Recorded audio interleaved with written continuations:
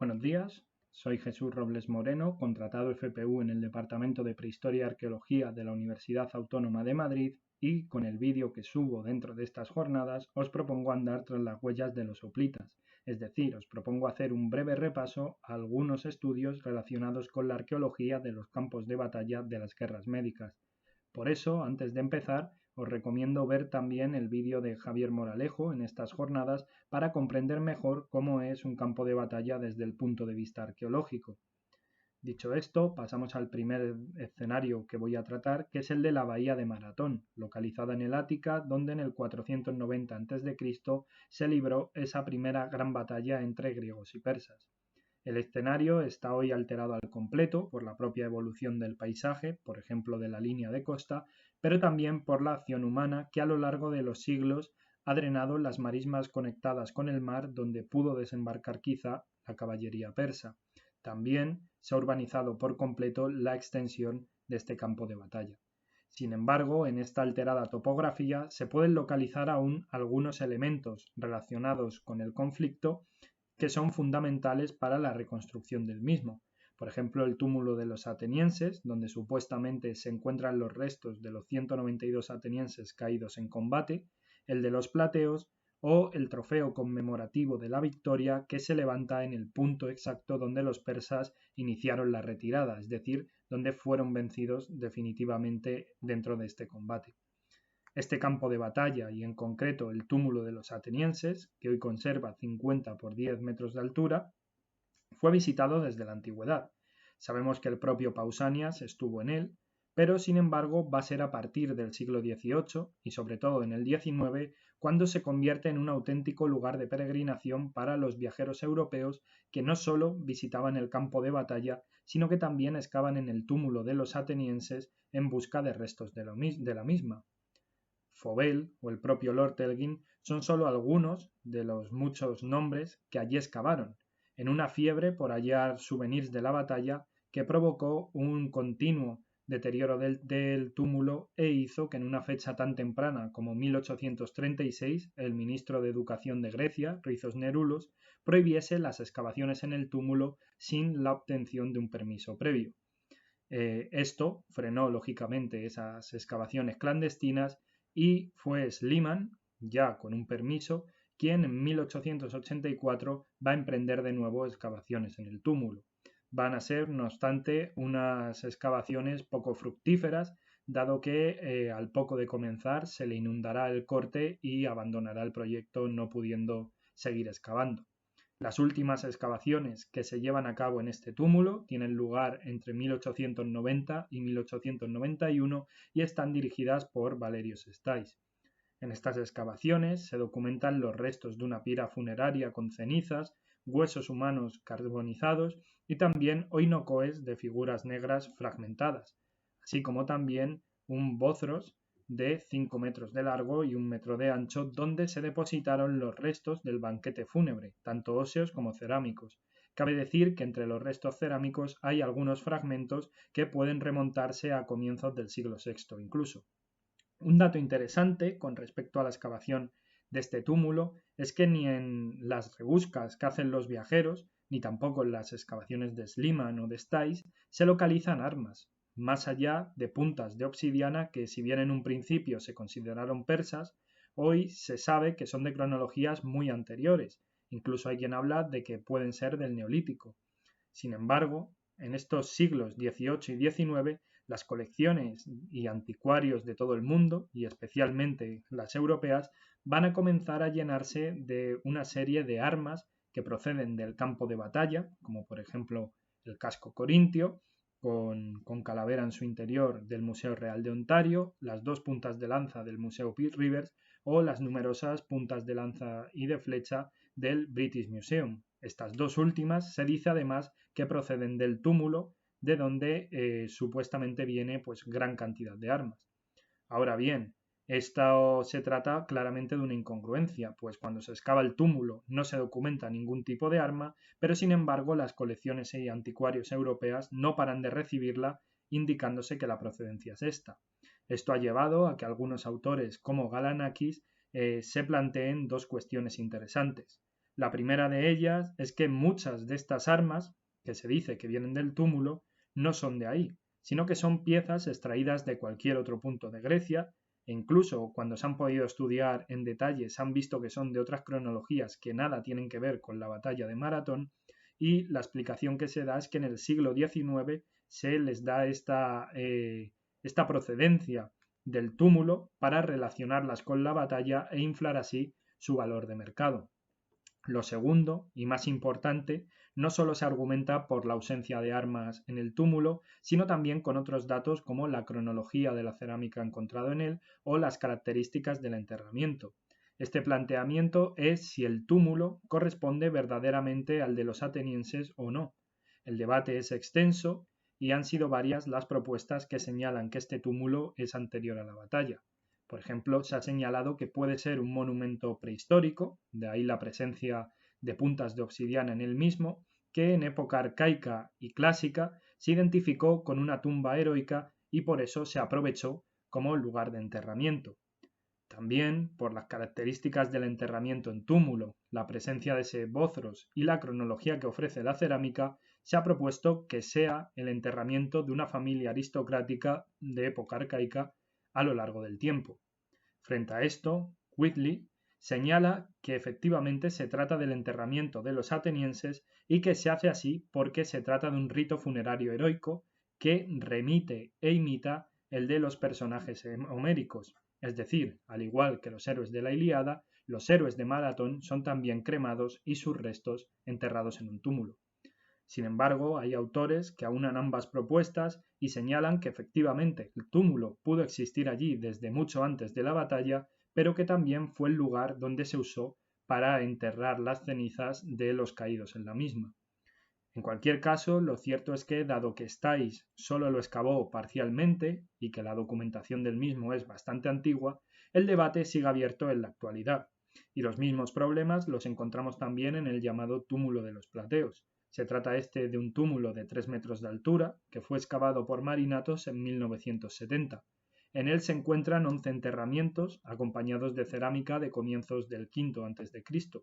9 de estos enterramientos son inhumaciones, incluyendo la de un niño de 10 años, y 2 son cremaciones. Se localizan además, marcando cada uno de estos enterramientos a modo de estela probablemente, una serie de bloques de mármol y uno de ellos contiene un graffiti con la particularidad de que está escrito en ático y no en eólico, lo cual es uno de los muchos argumentos que se usan para debatir la ascripción de marinatos, es decir, se usa para debatir si este es el verdadero túmulo de los plateos y la relación del mismo, de estos enterramientos, con la propia batalla, como ocurre también con el que hemos visto de los atenienses. Avanzando ahora hacia el otro extremo de este escenario, de este campo de batalla, encontramos los restos de una torre medieval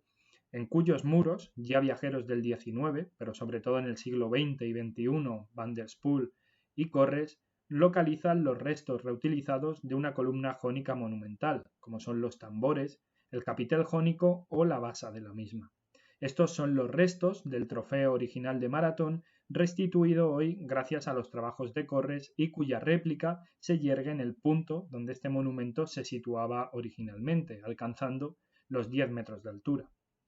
Pero no solo nos quedamos en este escenario de Maratón, porque lejos de él aparecen también restos asociados a la batalla. Por ejemplo, en el santuario de Zeus, en Olimpia,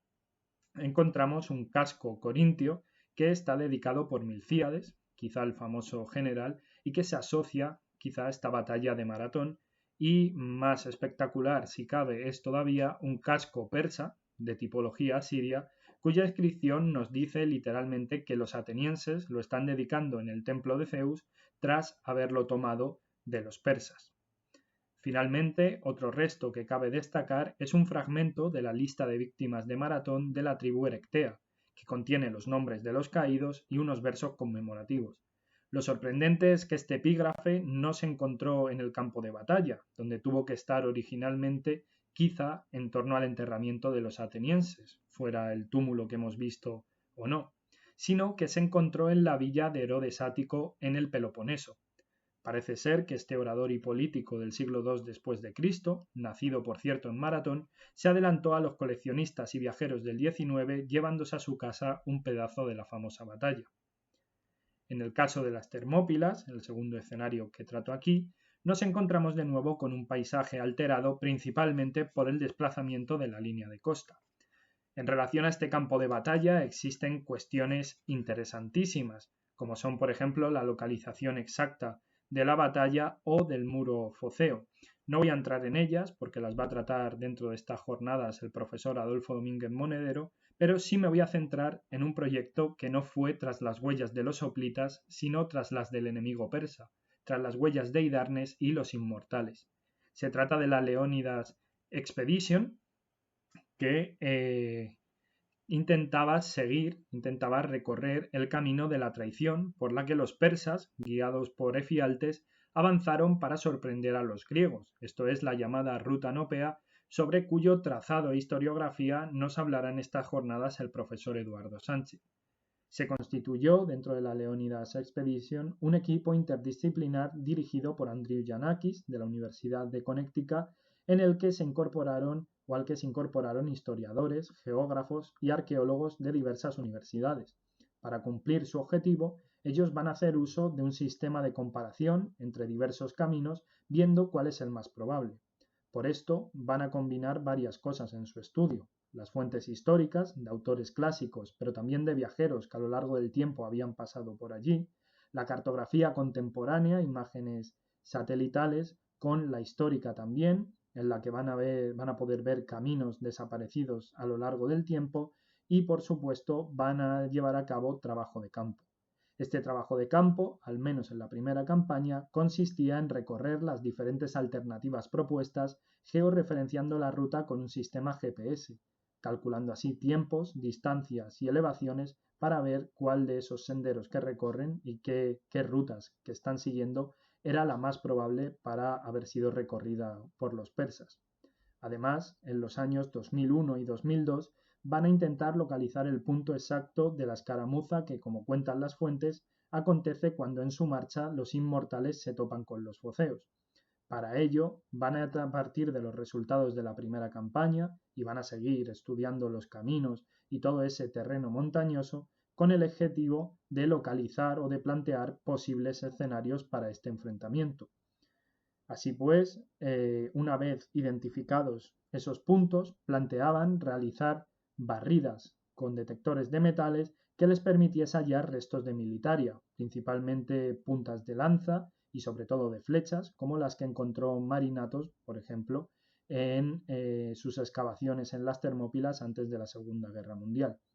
Este objetivo se apoyaba, por tanto, en el conocimiento de la ruta nópea, pero a la vez lo estaba complementando. Y es que como dieron con varias posibilidades de desarrollo de esta ruta, el hallazgo del lugar exacto de la escaramuza permitiría decantarse por una u otra opción y conocer con mayor exactitud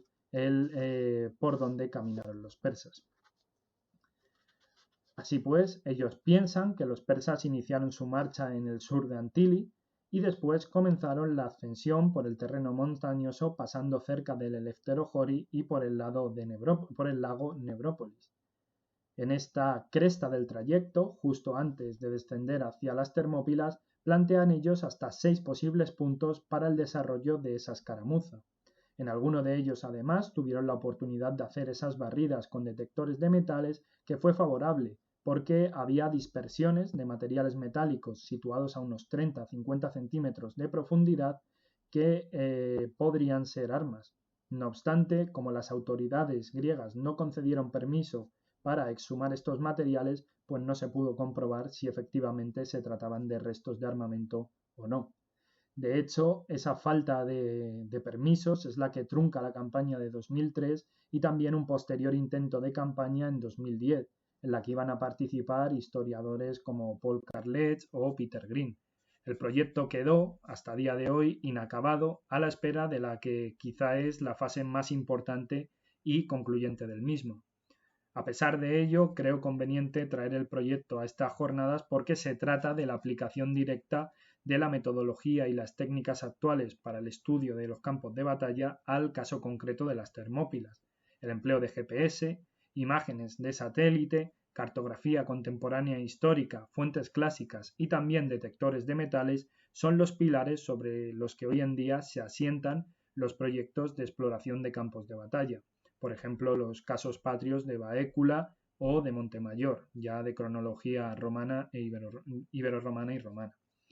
La documentación parcial de esta campaña, desconozco la razón por la que no está toda, se puede consultar en la página web del proyecto, donde hay, entre otros, pues, informes y también diarios de las expediciones, donde hablan de los caminos que toman, las distancias y los tiempos seguidos. Metodología contemporánea también es la que se está usando actualmente en el campo de batalla de Platea. La reciente tesis doctoral de Robert Thomas Jones se ha centrado en realizar un análisis topográfico y también geofísico de este escenario. Para ello, además del estudio de las fuentes y de la cartografía histórica, que como estamos viendo está en todos los casos, se ha servido de la prospección del terreno con técnicas novedosas, como son los vuelos con dron para poder fotografiar y cartografiar el terreno, así como el georradar para explorar bajo la superficie sin necesidad de excavar. Las cifras cubiertas son verdaderamente impresionantes porque con vuelos de dron se han llegado a abarcar hasta 2.000 hectáreas y se han explorado con georradar 10.000 metros cuadrados. Además, el análisis y el procesado de estos datos ha permitido localizar una serie de puntos que suponen anomalías en el terreno y que parecen indicar la presencia de lugares arqueológicamente significativos, así como de posibles estructuras enterradas que por su posición pueden relacionarse quizá con la batalla. Sobre alguno de estos lugares, ya acotados y bien delimitados por las prospecciones, se están llevando a cabo en la actualidad excavaciones, con el objetivo de comprobar su naturaleza y ver si realmente son espacios relacionados con la batalla de Platea o no. Cabe decir, en este caso, que durante estas prospecciones en superficie se han hallado hasta 5 glandes de onda, es decir, 5 proyectiles para ser disparado con onda, elaborados en piedra. 4 de ellos son esféricos y uno tiene ese aspecto ovoide. Según el excavador, por sus características, parece ser que pudieron ser proyectiles empleados en la batalla de Platea. Ya para acabar, y sabiendo que me dejo cosas en el tintero que bien darían para muchas más comunicaciones, pues cabe decir que no solo se están buscando las huellas de los hoplitas por tierra, sino también por mar. Menciono brevemente el hallazgo reciente de las supuestas estructuras que conformaban la base naval griega de la batalla de Salamina, tal y como lo anunció en 2017 en una nota de prensa al gobierno griego. Este hallazgo se produce en el marco de un proyecto de investigación en curso que está llevado a cabo por el Instituto Finlandés de Atenas y es un proyecto que no estudia el campo de batalla, sino el urbanismo de la antigua Salamina. Este proyecto, estos trabajos van a culminar este año y a falta de los resultados finales del mismo, que argumenten, maticen y amplíen esta hipótesis preliminar, parece ser que los restos hallados se corresponden con un muelle de 160 metros de longitud y una presunta torre de control que quizá jugaron un papel dentro de esa batalla naval de Salamina. Aquí tenéis algunas referencias básicas, ¿no?, para ampliar las pinceladas que he ido dando en varios casos a lo largo de este vídeo. Y bueno, para finalizar, pues mencionar simplemente que los ejemplos que he ido comentando demuestran cómo, a pesar de la evolución paisajística y del expolio sistemático, a veces durante siglos, los escenarios de las guerras médicas siguen siendo grandes yacimientos arqueológicos en los que con una metodología cada vez más depurada y por tanto cada vez más precisa, que incorpora técnicas novedosas, se pueden encontrar aún los restos, los ecos materiales de estas batallas. Estos restos son el correlato arqueológico de las fuentes escritas y también la mejor evidencia de aquellos enfrentamientos que a comienzos del siglo V a.C. decidieron el futuro de la Hélade y también en buena parte el del mundo occidental. Esto es todo y agradecer desde aquí a la organización por estas jornadas y por este evento y espero que las estéis disfrutando porque seguro que todos estamos aprendiendo mucho en ellas. Muchas gracias.